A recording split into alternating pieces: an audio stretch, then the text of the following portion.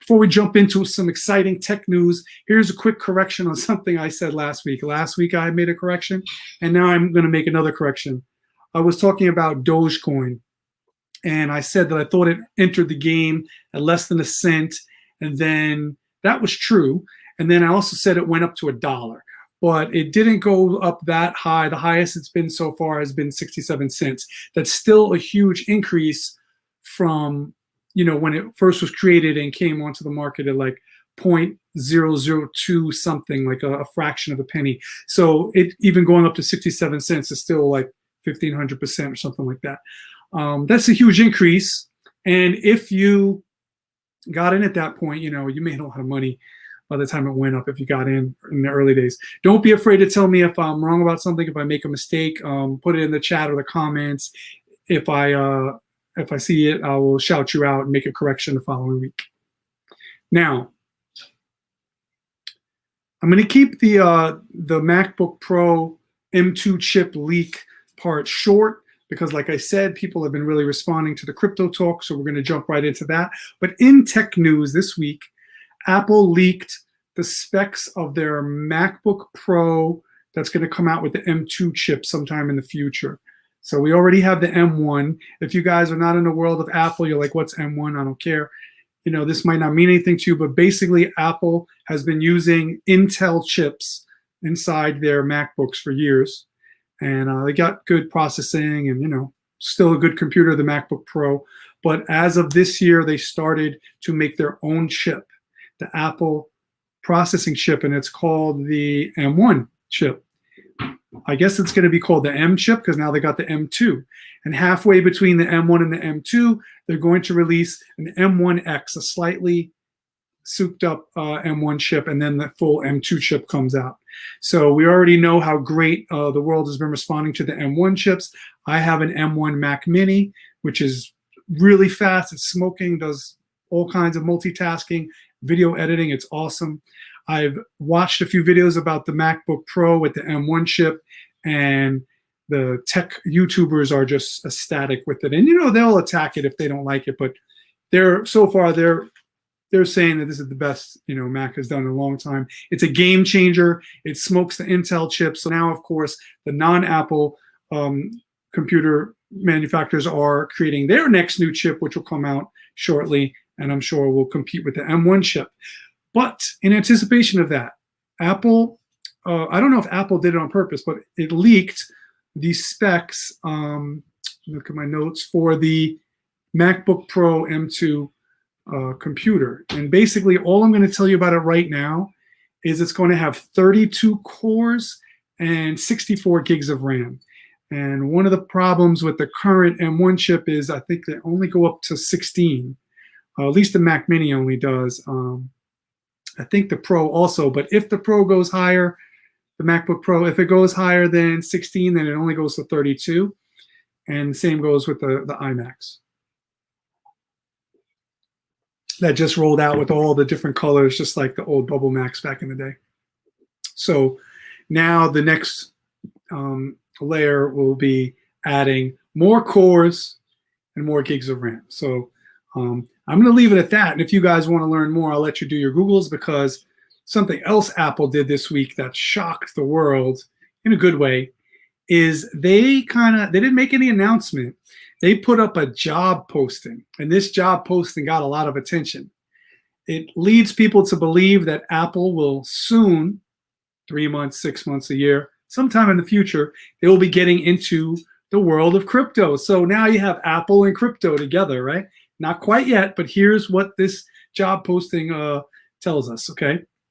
It was last Wednesday when it went up, and they advertised they're looking for this position, a business development manager of alternative payments, Apple wallets, payments, and commerce. The payments and commerce team is looking for a proven professional in global alternative and emerging payment solutions. I'm quoting this from the jobs listing at Apple page. You can go take a look. It was listed May 25th, 2021. Okay, so are they talking about crypto? Sounds a little like it, right? Let's take a look at the key qualifications given. First, 10 years of experience in business and marketing. That's normal for this type of position. Okay. Scroll down a little bit. 5 years experience working in alternate payment providers such as digital wallets, BNPL, fast payments, and drum roll, cryptocurrency. Okay, there's more, but you get the gist of it. Does this mean Apple is definitely getting into the crypto space right now? No, but it doesn't mean that they're getting ready to go into it, and they know they need to hire experienced professionals, experts in these things to help guide development. Certainly sounds like it.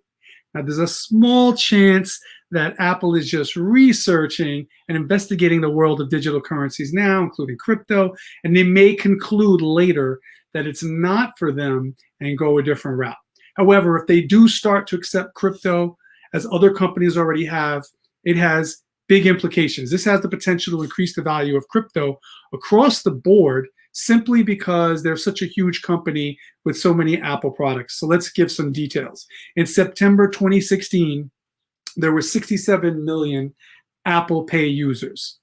That's an app that helps you make digital payments if you have an iPhone or other Apple device, maybe iPads, right? By 2020, there were 507 million Apple Pay users. So in 4 years, they went up like 450 million users, 440 to be exact. So, and that was September 2020. So I'm sure that number has added another 100 million or so users since then. So think about that. If Apple starts allowing Apple Pay to send, receive, and use crypto to pay for things, that will be a huge bump for all crypto in general. And then if they choose to accept certain coins, like Bitcoin, Ethereum, hell, even Dogecoin, since there's a bunch of new Dogecoin millionaires, let them buy Apple products with that, right? The new coins, whatever they are, will get a huge boost as well. But each time a new billion-dollar company moves into the space, it signals trust in blockchain technology. And more people start using, investing, and trading in cryptocurrencies. So it has a positive effect on all of them. Now, to put this into perspective a little bit more, think about these numbers. Robinhood app, some of you might use that for investing in stocks, and now they do crypto as well. The Robinhood app, one of the first major investing apps to allow crypto, right, had only 13 million users in 2020, compared to the 507 million that Apple had. That Apple Pay used. And Venmo, which is another app, I'm sure a lot of you have Venmo, right? They had 52 million users at the same time that Apple Pay had 507 million users, probably because these other apps aren't attached to a device, and Apple Pay lends itself very naturally to anyone with an iPhone. So that just shows you there's 10 times the amount of users using Apple Pay than using Venmo and Robinhood. So if that many more users suddenly have the ability to use their phone to engage with cryptocurrencies, you can just see how that's going to take off. All right, enough of that. We got some more crypto news, but let me know what you think in the comments and the live chat. Is that astonishing that Apple's getting into the game? Is that a game changer? Does that mean it's really time now to jump in if you've been hesitating and to double down and buy more crypto while prices are relatively low at this point? Let me know your thoughts on that. I'm not a financial advisor. I'm a YouTuber that talks about technology. Crypto and blockchain is part of that. But I would love to know what wiser people who are out there listening think. Give me your insights in the comments, and maybe I'll share one of your comments in the next Tech Talk next week. So another huge crypto story this week is that billionaires, several billionaires are now newly getting into the crypto market. So we have Carl Icahn, who formerly had said crypto was ridiculous, is now considering getting into the space. Icahn is an investor, a former Trump administration advisor, and he's worth about 15.6 billion if you believe the internet. Well, no, according to Forbes magazine, he was worth 15.6 billion last time they checked. In 2018, he said, quote, "Maybe I'm too old for them, but I wouldn't touch the stuff," referring to crypto. But yesterday, he did an about face and said he's now considering a large investment not a few coins, but $1 billion to $1.5 billion into the crypto market. That was yesterday. Now, Warren Buffett also poo-pooed crypto a few years ago. And if you recall, Bill Maher a few weeks ago, he quoted Warren Buffett saying crypto is trash, don't get into it and all that. So where value is zero. That's a paraphrase. Now, I wonder, that was a few years ago when Warren said that. I wonder if he's changed his mind yet as well. Well, here's another billionaire who is getting into the market.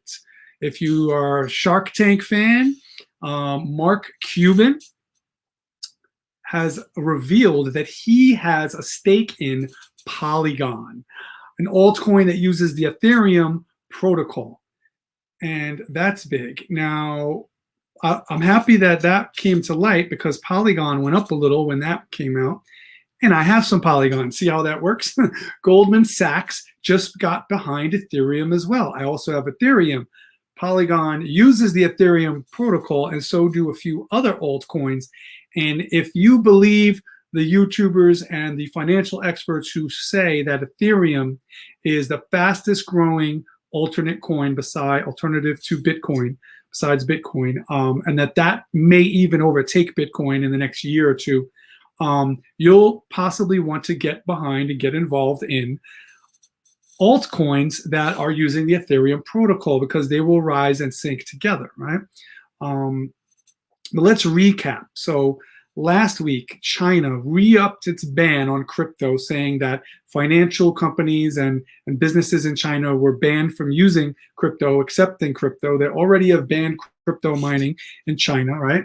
Bill Maher put down crypto, saying that it's what do you say, Hello Kitty, some kind of play, fake money, right? And Elon Musk, he put Elon Musk down, or actually Tesla down, for being environmentally conscious, because Bill Maher says that crypto uses so much power, right? The same amount of power that powers New York State, and that some electricity that's running those computers is gotten through mining coal and burning coal, and that's bad for the environment. Therefore, crypto's bad for the environment. Okay. Elon Musk got wind of this. I'm sure he was responding to that show, to be honest. He put it on pause a couple days later. He announced that he changed his previous declaration a few months earlier that Tesla would soon start accepting crypto as payment for Teslas. I don't know if he meant just Dogecoin that he's into, or any crypto, or Bitcoin. I think he was talking about Bitcoin specifically. He decided he's not going to accept it until, he says, the Bitcoin mining process, the people who are mining Bitcoin figure out how to go green, how to get off coal-based electrical power, and to use clean energy only, such as wind, solar, and hydro to create the electricity, right? And that's a good thing. I guess he was focusing on Bitcoin specifically, feeling that they're the name brand and the #1 coin, and that would influence all the other coins to do the same. And that's great that he's doing that for the environment. But the fact that he said that Tesla would no longer be planning to accept these coins for a while contributed to the crash that we had a week ago. So, China's banned, Bill Maher puts it down, Elon says he's not taking it, and most cryptos crashed a week to 10 days ago. And by that crash, I mean that they dropped in 50% of value.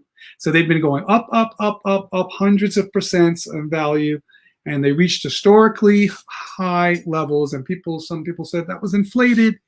It was too high. It was going to come down, and it was in line for a correction. And it did get corrected with those 3 pieces of news coming out back to back over a 2-week period. And then boom, it went down 50%. So let's say you were holding some crypto and you had put $10,000 in. Now you're around at 5,000 as a week ago after that crash. Some people panicked and sold. Hopefully you didn't. If you held on, we're now back up again. That 10,000 that dropped to 5,000 would now be back at about 7,500. So it's on the way up. But that was last week, right? So just today, some news came out, and a week ago, and then 2 days ago. Like, these news cycles just roll out, and then each time something good affects crypto, the prices go back up. So what did affect it recently? Well, Ethereum, one of the strongest, fastest growing altcoins, as I said, attached to essential blockchain technology, has announced that it will soon do proof of stake and no longer use proof of work, also known as mining, to create its coins. This is huge. It removes the need for mining. It removes the need for running millions of equations on computers at high speed around the clock, which was how coins were being produced previously on Ethereum, using a method called proof of work. That's right, Ethereum is moving to a consensus mechanism called proof of stake and away from proof of work. And if you caught last week's Cybersky Live, you understand the significance of this. People in opposition of crypto, they were citing the fact that many altcoins and crypto, including Ethereum, rely on mining, which takes a tremendous amount of energy, right? And some of that electricity is produced by burning coal. So while Elon Musk and other companies try to work on how are we going to mine our coins using green energy, Ethereum just figured out how to not use mining and use a different process which uses a very small fraction of the amount of electricity, still uses computers, but so little, and it's not going to be as big a global warming and environmental concern. All right, so since Ethereum is actually getting off mining, making it more greener, it's going to be less expensive to create the coins. But, you know, since there's no mining, that's going to affect miners. How are they going to get money? But they'll basically have to switch over to the proof of stake protocol and be rewarded a different way. And from what I've read so far, the reward is a 6% APR. I don't know exactly what that means, but for participating in the proof of stake work rather than the proof of work. All right, so if you're a miner, you need to investigate that quick because that's happening right now as we speak.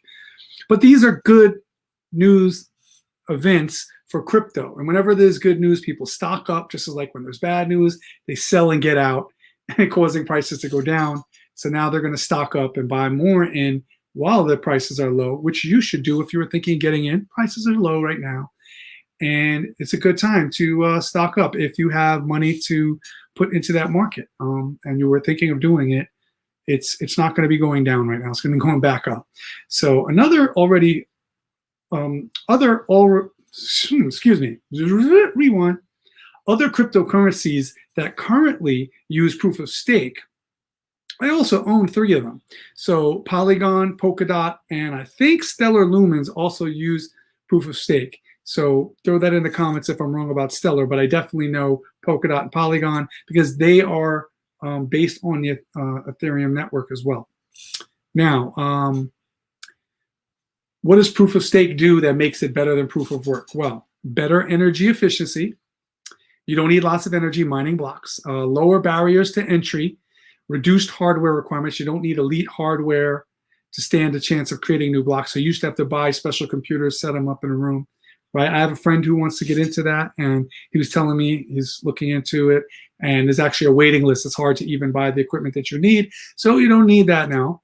A stronger immunity to centralization, so that's the whole purpose of blockchain technology and cryptocurrency, decentralization, right? So proof of stake leads to something called more nodes in the network, and we're not going to talk about what nodes are.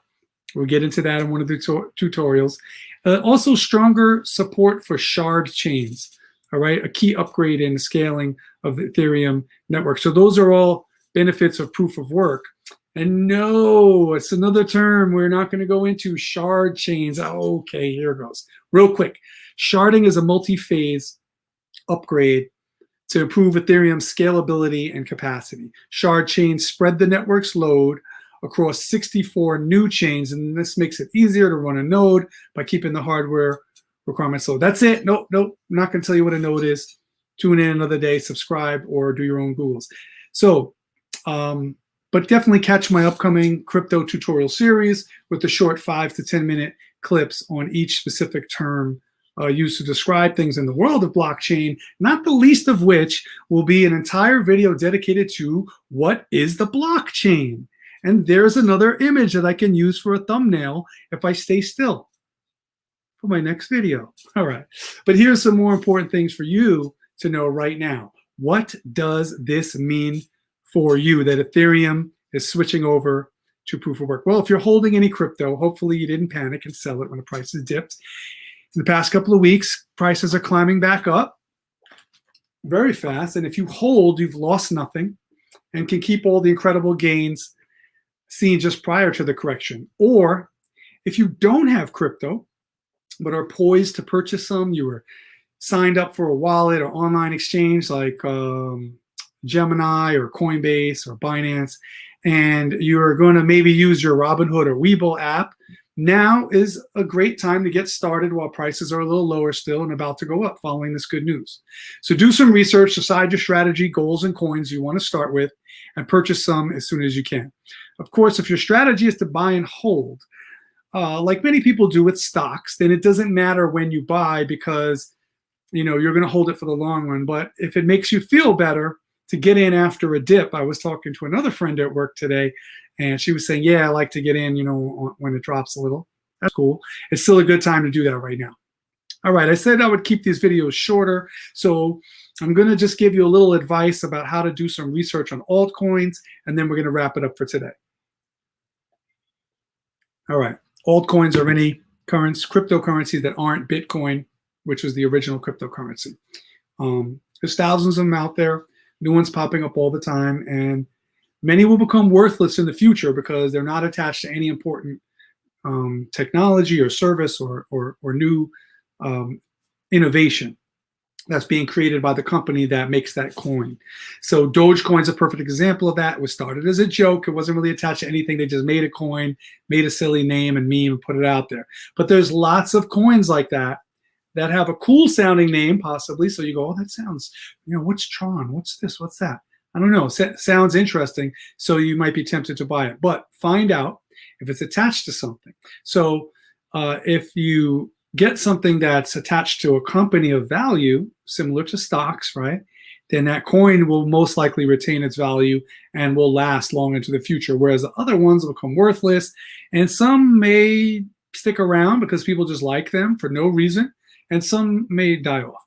So how do you know what to use, invest in, trade, etc.? If you're a person who's new to the space, like I was in 2017, when I'd been hearing about it for years, I knew about the technology, I understood it, but it was fringe to me for a long time, maybe up until 2014. And then I started to believe and understand, and then I saw people getting in and making money. It took me a long time to overcome my learning curve of understanding it. And in 2017, I went through this huge hurdle of getting signed up on some exchanges where I could buy some crypto, and I got my feet wet. And then since 2017, I've been buying more and more and more. All right, so here's some things you have to do. You don't have to go down a rabbit hole right now. If you just want to get in, you say, look, I just have a small amount of money. I just want to put it in and watch it go up and down and see if it goes to the moon. I can afford to lose this money, but I'm just going to put it in, invest it, and learn the game. So here's what you can do. Instead of watching hours and hours of YouTube videos and reading articles, just watch mine. Just check my updates every week. Subscribe, ring the bell right now. Ring it, ding, ding. No, it's on this side. Ring the bell. All right, subscribe, ring. And but here are two things that you definitely should do, and then we'll be done for the day. Number one, when you learn of a coin, you hear of a coin, maybe from a friend, you saw a video, read an article, and you're considering getting some of that coin because it seems to be hot right now. People are talking. This could be the best altcoin of 2021, right? Lots of videos out there like that. You're considering getting some. Go to the tech company that created the coin.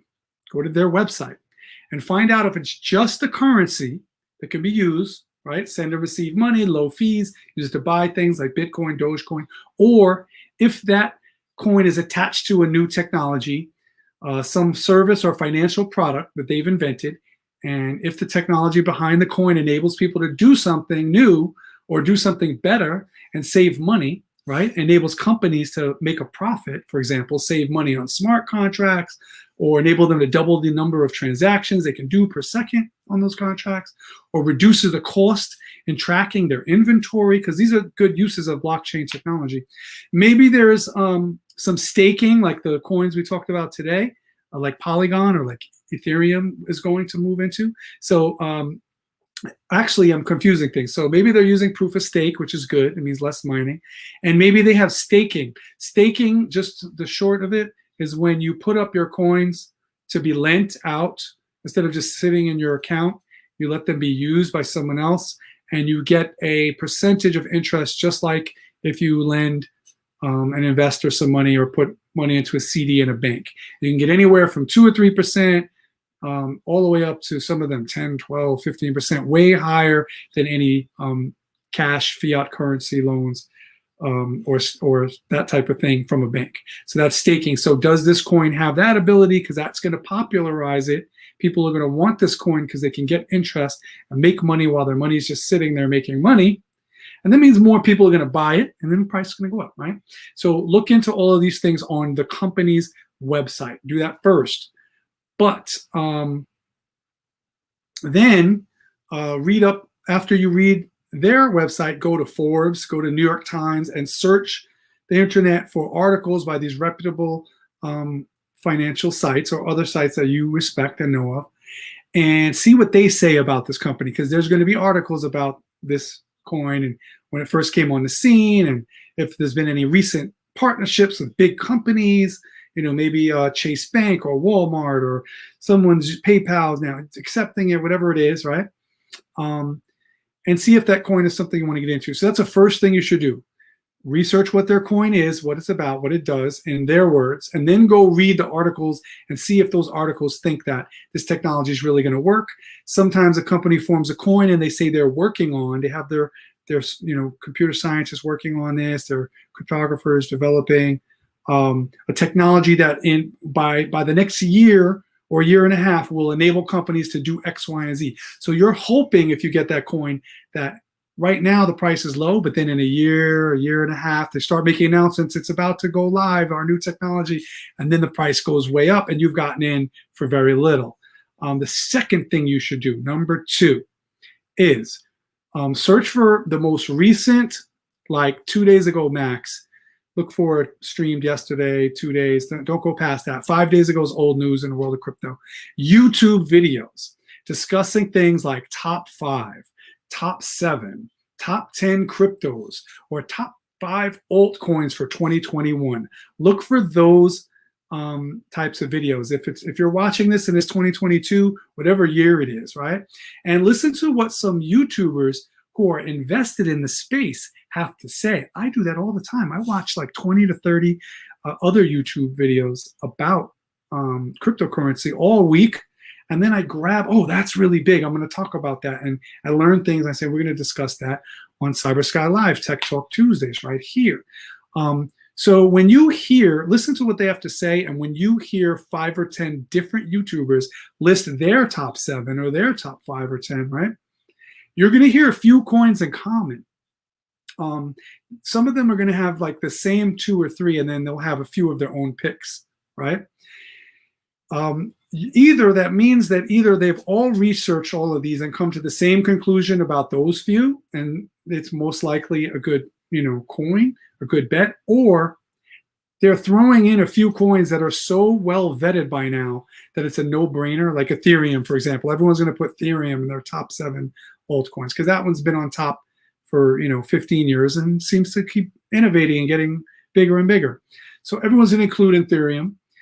As industry insiders consider those to be solid, and they're going to throw in some of their personal picks, but they want to be right a lot of the time because that builds confidence in their advice for their audience and their channel. So they'll throw some obvious things, in there with their personal picks, right?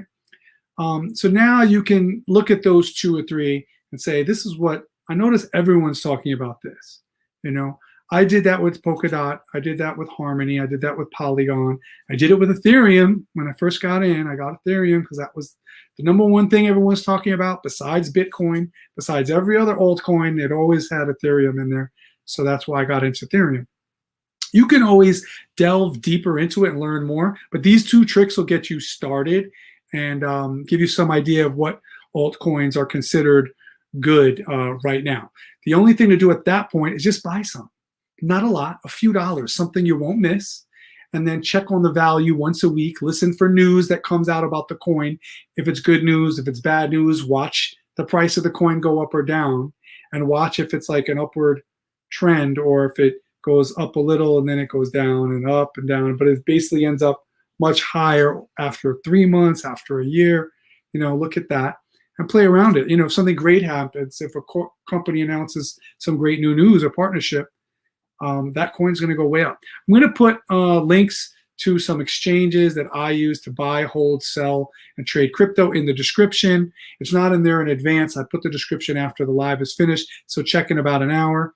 And, including probably Gemini, Coinbase, maybe Trust Wallet if you want to use something that's not one of those exchanges. And if you think of getting in, you could use the link that I put in there. I don't know if they're going to give me some kind of a reward for doing that. I know Robinhood and Webull give you some free stocks that could be valued up to like $1,850 each. I think you get 2 free stocks from Webull. I'm not sure what Robinhoods are, but you get something free for signing up using my link, and maybe I get a free stock or 2 or some crypto. I don't know. But that's one way to support the channel. Another way is to like, leave a comment, subscribe, and of course, share with friends. And don't forget that you can, let's see, you can follow me right there, Cybersky Videos. That's on Facebook, Instagram, TikTok, and Twitter.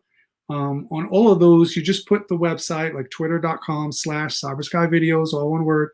And on TikTok, you include the little @ symbol. So tiktok.com/@CyberskyVideos. And let's see what else we need to know. Yeah, share this video with friends. If anyone ever like scoffs at you, this is what I'm going to leave you with, this last piece of advice. And then I'll see you next Tuesday. If anyone tries to insinuate that crypto is not real, the way Bill Maher did a couple weeks ago, that it's stupid or that you're stupid for putting your money in something so-called not backed by anything, right? They're just ignorant to what I explained at the end of my last Cybersky Live, Tech Talk Tuesdays, May 25th. Go back and play that one if you want to know what backs altcoins, like what's the technology. I list like 7 of them and I explain what each of them do. It's a little lengthy, that one, and maybe spend 40-45 minutes just on explaining those altcoins. But it's important because you need to know what they do and how they get their value. And I wasn't saying that those altcoins are the best. Another website picked those 7 as the best altcoins for 2021. I have 2 or 3 of those, but I don't have all of those.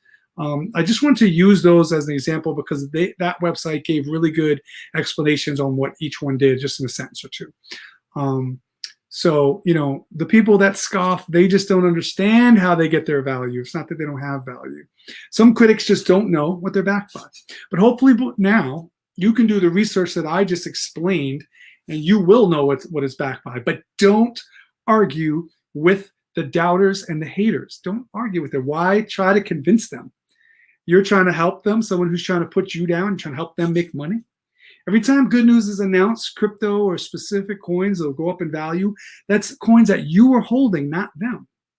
But if they're not holding it, that's their loss. So let them hate, no response necessary, all right? Even if you have no specific question, please leave a friendly comment down below on your way out. I greatly appreciate it. Stay positive.